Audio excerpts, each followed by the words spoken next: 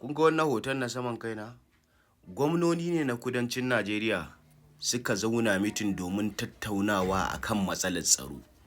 Wasu za su ce, to kudancin Najeriya suna fama da matsalar tsaro ne? A'a, ba sa fama da shi. Sai dai akwai wani abu wanda Bahaushe yake cewa in gemun dan uwanka ya kama da wuta, to ka shafa wa naka ruwa. Wannan shine abin da gwamnonin kudancin Najeriya suka yi. State 17 da muke da su a kudancin Najeriya al'umma. Saboda suna ƙaunar al'ummarsu, suna kishin jama'arsu, ba sa buƙatar tashin hankali a yankinsu. Sun zauna sun yi mitin, wannan zaman shine zamansu na 4 domin su tabbatar an gina 'yan sandan jiha domin taimakawa jiharsu wajen kare al'ummarsu daga fadawa ko barazana da matsalar tsaro wanda ya addabi arewacin Najeriya. Amma abin da zai baka mamaki, shin so nawa gwamnonin arewacin Najeriya suka zauna mitin domin kawo matsalar tsaro a arewacin Najeriya? Yankunan da tsaron yayi barazana, yankunan da matsalar tsaron ke cutarwa, yankunan da ake kashe al'umma ba gaira ba dalili. So nawa ga gwamnonin arewacin Najeriya sun zauna domin magance wannan? Jama'a, ba ku san ma wani mataki da gwamnonin kudancin Najeriya ko state ɗin kudancin Najeriya suka ɗauka ba akan wannan.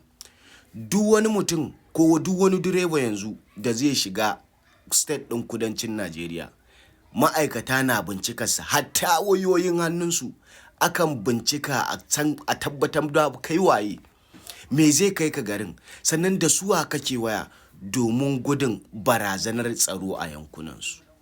Kunga wannan mataki ne mai kyau, mataki ne na kare al'ummarsu, mataki ne na ɗaukan nauyin kawo ƙarshen wani abu da yake musu barazana. Amma arewacin Najeriya ina gwamnoninmu ba sa wannan. Sannan wani abu da wani direba yake faɗa cewar kudancin Najeriya in za ka shiga dole ne sun bincike ka. Amma arewacin Najeriya, ma'aikatanmu da suke arewacin Najeriya ba sa bincike. Kawai abin da suke koma waye kai in ka zo ba mu kuɗi ka wuce, ba mu kuɗi ka wuce. Ta ya matsalar tsaro ba za ta addaba arewacin Najeriya ba? Gwamnoninmu ba sa kishinmu.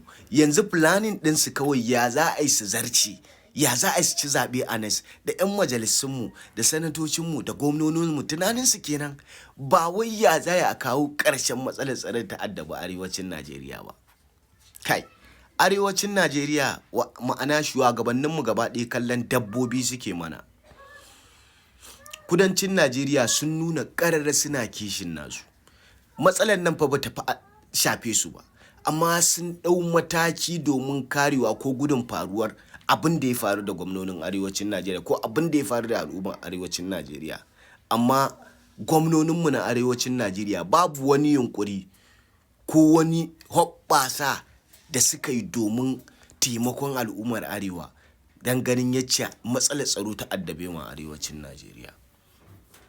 Kai, gwamnoninmu na arewa ko in ce arewacin Najeriya ba mu san me muke ba, ba mu da tunani, yunwa ta cinye mana tunaninmu.